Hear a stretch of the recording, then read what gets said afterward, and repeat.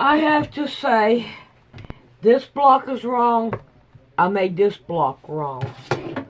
I wonder how many I done. This one is right. These two are wrong. This one's right. The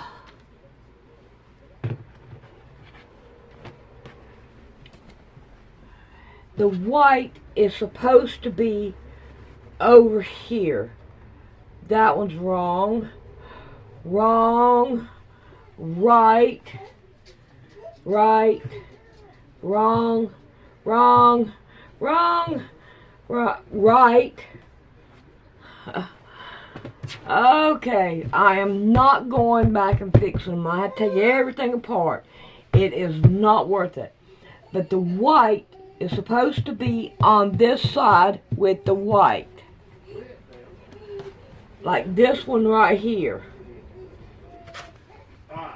Alright. I am not going to cry over it.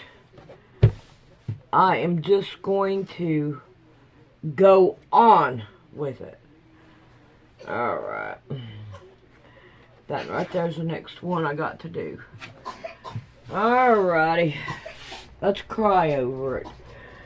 But I have got a lot of them wrong. But we're going on. We're not going to stop.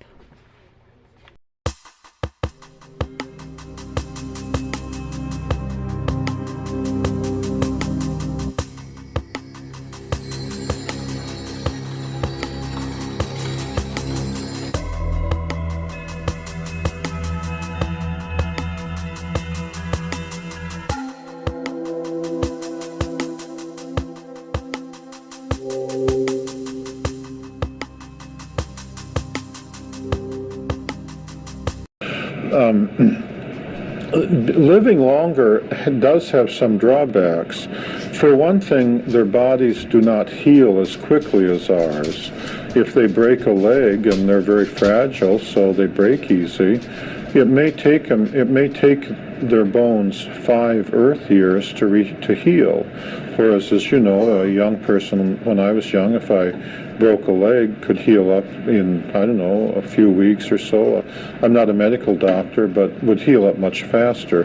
Cuts and scratches, for example, when I was young one time, for example, and I was out on the ranges, one day I scratched myself in a very ordinary fashion in the morning. By the afternoon it had already healed up nicely, and by the next day I'd almost forgotten about it. The next day a group of tall whites came around with the experienced tall white and some young arrivals, and they were very impressed that my body had already healed. For them that would have taken several weeks to have healed up like that. Also, although they're considered to be more intelligent than we are, because their nervous system runs 2 or 3 times faster than ours does, it does have some drawbacks. They tend to, when they're doing something, they tend to focus in on it more carefully than a human would. And they're therefore very easy to surprise when they're engaged in something. One time, when a group of tall whites came around with the usual experienced guard and a group of new arrivals, it was the morning run, and I was young. I was doing what we all do. I was drinking soda pop, I was eating peanuts, I was talking, I was playing to the music, I was doing my balloon. I'd released a balloon and I was tracking my balloon at the theodolite, and I was singing some songs and dancing around too, to some Mick Jagger songs, all kind of at the same time while writing down my numbers. And one of the new arrivals asked the experienced guard, are all humans able to do that? Because I was multitasking. The tall whites wouldn't have done it that way. They would have just eaten and concentrated on eating, or they would have just taken the readings and concentrated on the readings, or sang their song and concentrated on singing their song. And so they appreciated, as I did, one of the first agreements that I negotiated with them. We agreed that they wouldn't come up behind me and scare me. They could do so very easily. And I wouldn't come up behind them and scare them. You see, if I saw one of them out in the desert and it didn't appear that he had seen me, that I wouldn't approach him. I would just stay where I was and make a sound or sing one of my songs, such as the song by Ricky Nelson, "It's Up to You, 'Cause I've Done Everything," and until I was sure they had seen me. And then I wouldn't approach him. I would just stay where I was, and if they chose to come closer to me, they could approach me as close as they felt until they didn't feel comfortable. An experienced troop might come right up to you 10, 15 feet. A new arrival might stay back out there a quarter mile, because it varied depending on which one you were talking to. On the other hand, if they chose to move away or to run away, I wouldn't pursue. Okay, I would stay where I was, and they could leave, and they could come whenever they wanted and leave whenever they wanted. The reverse was true. If they were approaching me and they got too close so that I felt uncomfortable, as in the case of the tall white lady at the theodolite stand, I would back away and they would stay where they were until I had backed away to where I felt comfortable. So that before we began talking, we would first come to a distance where we both felt comfortable. You see, I've always felt that was, and then if I got too uncomfortable, if I felt like going away, they wouldn't pursue. And I felt that was very important in being able to deal with the tall whites, because it allowed both me and the tall white individual, whichever one I was dealing with, to come to a common distance where we were willing to talk to each other. For some, like the teacher or Range 4 Harry, that might be as little as 10 feet. For others, like that tall white general, well, I didn't want him closer than a quarter mile, yeah, and that was a real important, that was one important agreement that we agreed on. And if I were to see one today out in the desert or out in Indian Springs Valley or out in the town of Indian Springs or whatever, I would still be living by that agreement. I have a master's degree in nuclear physics, and I believe that I figured out how their deep spacecraft worked, at least in general detail. And I copyrighted that in a scientific paper I call Hall Photon Theory. It's included in the appendix of Book 3, Millennial Hospitality 3, The Road Home. I believe their scout craft and their deep spacecraft had a double hull construction. And for example, in the case of the scout craft, in between those two hulls, they had what appeared to be 1,000 miles of fiber optic windings. They built the scout craft using materials supplied them by the U.S. Air Force. Scout craft were clearly built here on this Earth. When you went on board, many of the parts, like the seats, still had the mold markings of American manufacturers like Lockheed, Boeing, the overhead compartments by Airstream, and so on. And so therefore, it had to be perfectly possible to build a scout craft with its anti-gravity drive using ordinary American parts. The scout craft had the fiber optics windings came in several sets, and the way it worked is it worked in a manner philosophically the same as an electromagnet. It's just that they did not. In an electromagnet, you use electrons on copper going down copper wires and coils. Instead, instead of electrons, they used some other subatomic particle. I'm not sure which one. It's my understanding that there are 3 different ones, or maybe 5 different ones, perhaps mesons or bosons or those subatomic particles, and then that put out anti-gravity. The particle generators looked like batteries, where there was one that would create the particles and accelerate them into the fiber optics, and then the fiber optics amplified the anti-gravity field the same way that an electromagnet amplifies the electric field or the magnetic field. And then there was another one that picked up the particles. Of course, they had to be refueled after, they had to be recharged just the way a battery has to be recharged. The same technology was used on their suits, the ones that allowed them to levitate, and if they were running the suit at full power and they came out from their rest area at 11:30 at night, then by 5:30 in the morning, the suit was almost out of power. So that the batteries they had on their suits would only last 6 hours or so.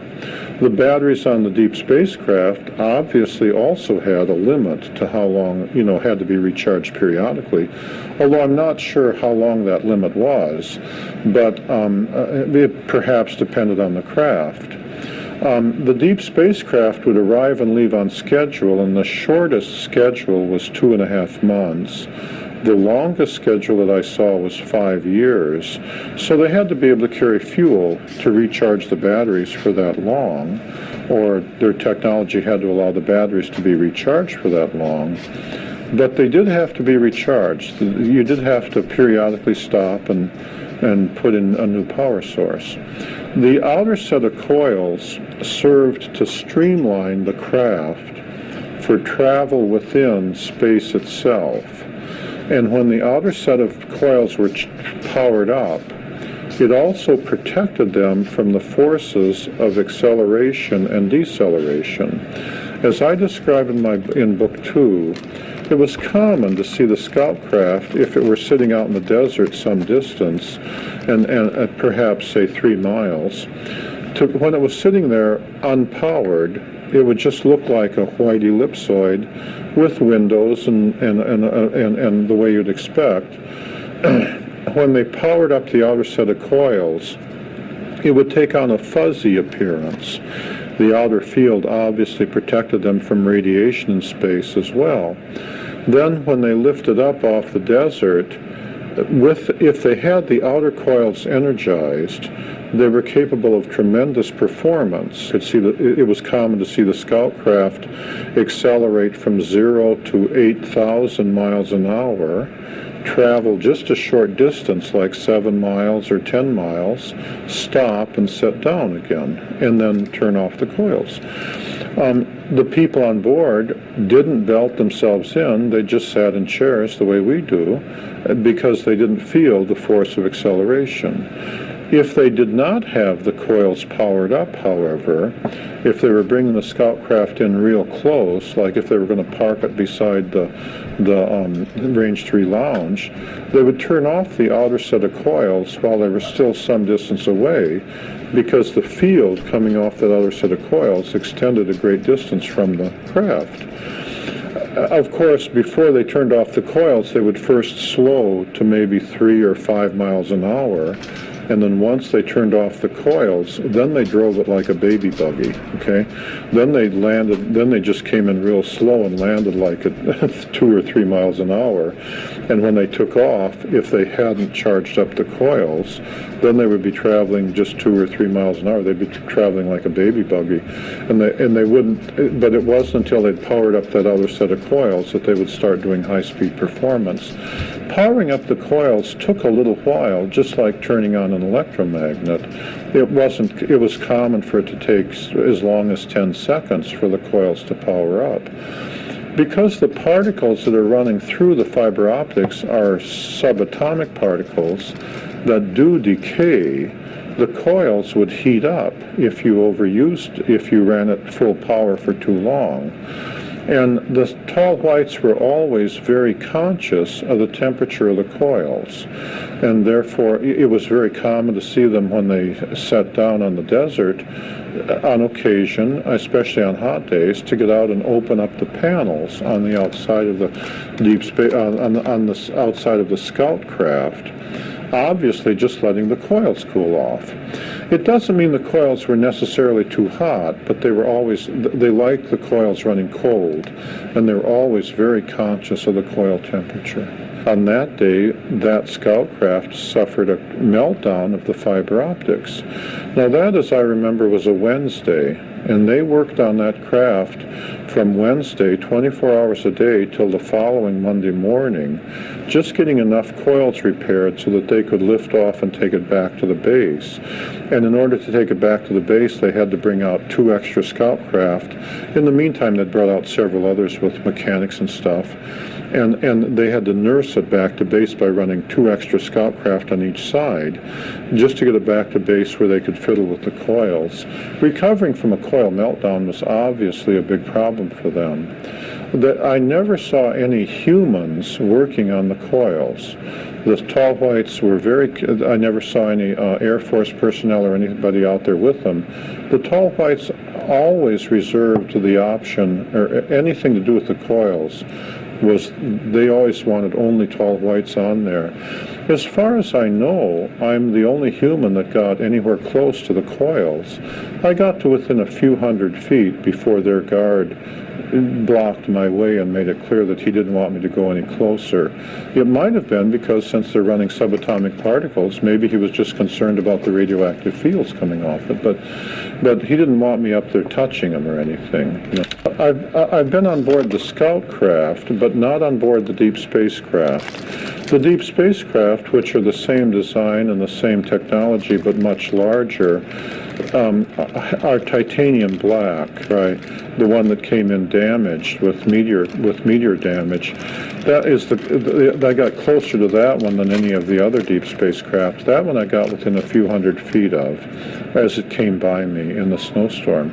And so I did see a great deal about the deep spacecraft, but the only people I ever saw, the only creatures I ever saw in the deep spacecraft were the tall whites themselves.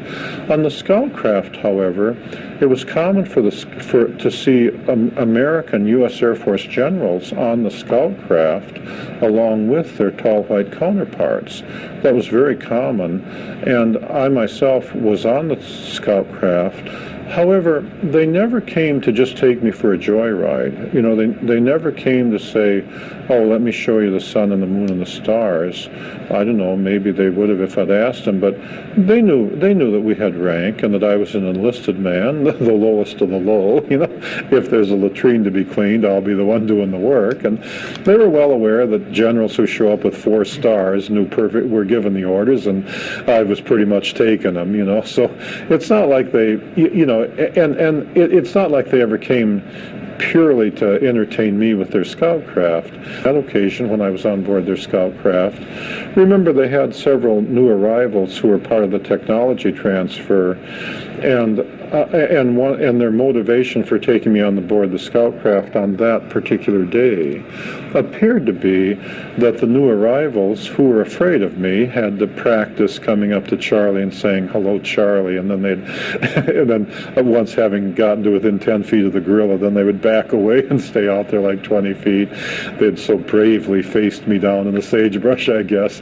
But I guess what they were thinking of, I believe what they were thinking of on that day is that they were going to suggest to the American generals additional technology exchange projects, and I think they were using me as the test guinea pig to take me on board the Scout craft and show me their living quarter, show me what was on board the Scout craft, and then they could test my reaction to what I thought was good and what I thought was, you know, what I was impressed with and what I wasn't with.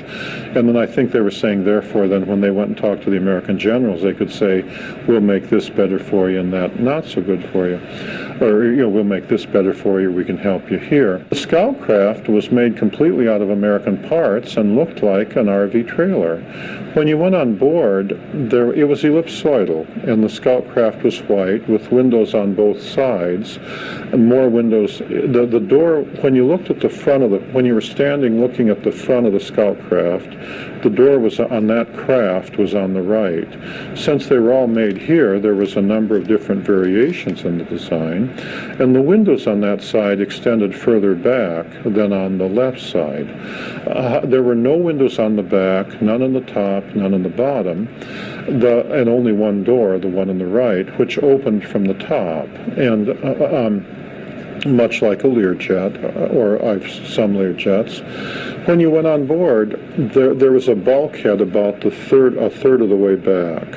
In front of the bulkhead on all the scout craft, the design was the same.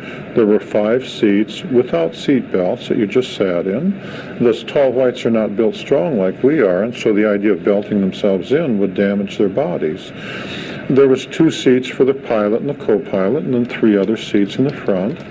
And they weren't very interested in showing me the cockpit area. They said there wasn't much about it that I would understand anyway. On the bulkhead, there was a set of panels. Nowadays, we consider it old hat, switches that don't move like you have on microwave ovens. But in the 60s, that was considered pretty avant-garde, even though I realized that the first motionless switch was actually copyrighted in more or less about 1929, but they weren't in common use. On each switch, there were a set of icons. Now we consider that old hat, too, because you buy your car and there's icons.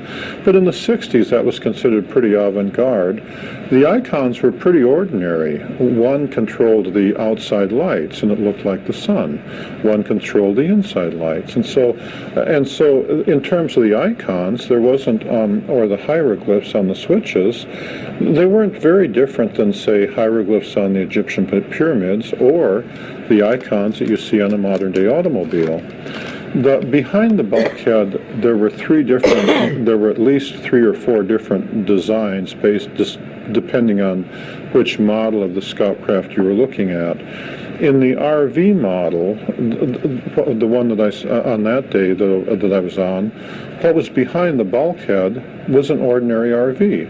When you went in there and you were looking towards the back, on the right there was a microwave oven, only where the aliens had taken off the mechanical door and put on a different cover with coils around it. And then when they turned on the oven, they first turned on the coils, and the coils put out the standard field and prevented the microwaves from going through that field into the room beyond. So it looked like a little cave where you'd turn it on and then turn it off, and you didn't have to fiddle with the door, you see. In the back was the latrine, just like in an RV. On the left, they had the seats where you would eat, but also they had hammocks where the children would sleep.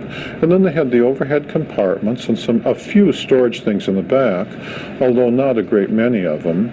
And then on the bulkhead in the front, they had a mirror and a makeup table where the teacher would put on her stuff, and it was all pretty ordinary. That was the RV model. The website is millennialhospitality.net, where I have additional information relating to my books and the Millennial Hospitality series. The number of tall white aliens at the base varied somewhat depending on how many deep spacecraft were in port. However, as I describe in Book 3, in the chapter entitled The End of Innocence, on one night I saw between 200 and 300 different tall white individuals. There were so many I couldn't count them, lined up along the mountains to the east up along where the ammunition bunker was. On the night that the tall white lady known as Pamela was supposed to finish her final exam to be head of the technology transfer team to go into Livermore. On that night, as I described in my book, she panicked and failed. But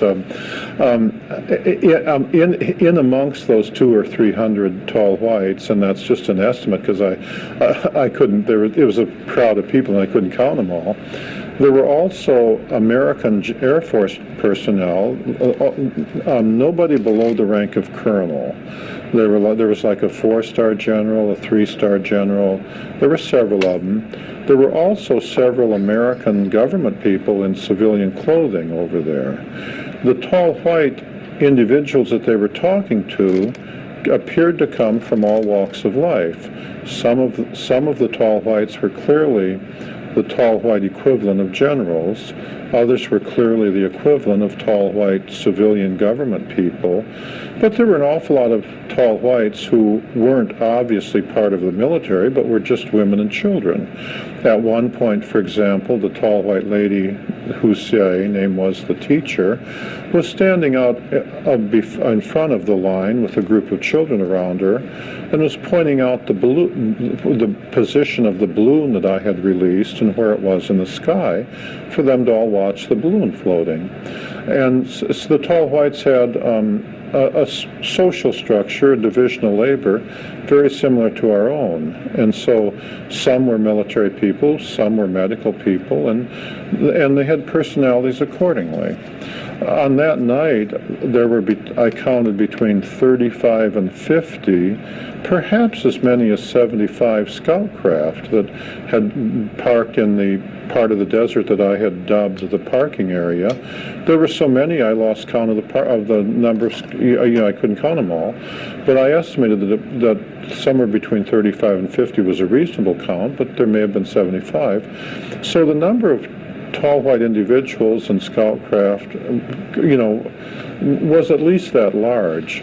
I have no idea if that was everybody on the base that had come down or if that what percentage that was, but the number of people that you could see, the number of individuals that you could come across was at least in that numeric range. The number, when they came around to where I was, they came around, the kinds of individuals that came around were from all walks of life. And the tall white doctor came around and the tall whites he brought with him appeared to be medical students. They had no interest in the mechanical aspects of what I was doing, although the doctor, like a human doctor, he cared only about the humanistic aspects. On the other hand, on a different night, one of the tall white guards brought around 3 young adult tall white men who were clearly electrical engineers. One of the tall white individuals that I was reasonably good friends with called himself co-pilot, but he was very proud of his ability to repair the scout craft, and he wanted to have been called the mechanic, but I guess the name was taken, and so he had to pick a different name, And another one was called the captain. He didn't appear to understand humans very well, and he didn't appear to want to. He appeared to just want to come and do whatever he had to do, and then, if whatever you were for humans, well, that was you, and go on about his business. Whereas the doctor, described in The Wayward Wind, he wanted to come and really understand humans. What are they like, you see? Others, like the tall white general that I previously referred to, the idea of him understanding anybody, that he didn't care to understand anybody. He came to give the orders, and you were there to take them, And if you liked him, fine. If you didn't like him, fine. But he was the general. They were all like that. The teacher was there, and with the guards, and the children were playing on the steps of the control tower. And I walked over close to her, 10 feet or so, and on that night, she was willing to answer a few questions, and I asked what she thought of humans and the planet Earth. I asked her how it compared with other inhabited planets that they had seen, and she said that they considered the Earth to be a cold, desolate wilderness. On the other hand, she said the thing that they found unique about humans is our willingness to do things with animals. Her example was that I grew up in a farm in Wisconsin. I feel very comfortable milking cows, riding horses, making pets with dogs. Yet each of those animals could kill me if they wanted to. I don't think of it that way because instead, like all humans, I first try to decide how the animal is thinking, and then I approach the animal accordingly. So I calm down the horse by speaking to it nicely and approaching it from the front. I put the cow in a stanchion and calm it down and begin milking. I make friends with the dog by feeding it and patting it on its head. She said that they considered that to be very unusual. She said that on most inhabited planets, once the a group of intelligent people evolved, they had no interest in dealing with the less intelligent animals, and usually just killed them all off.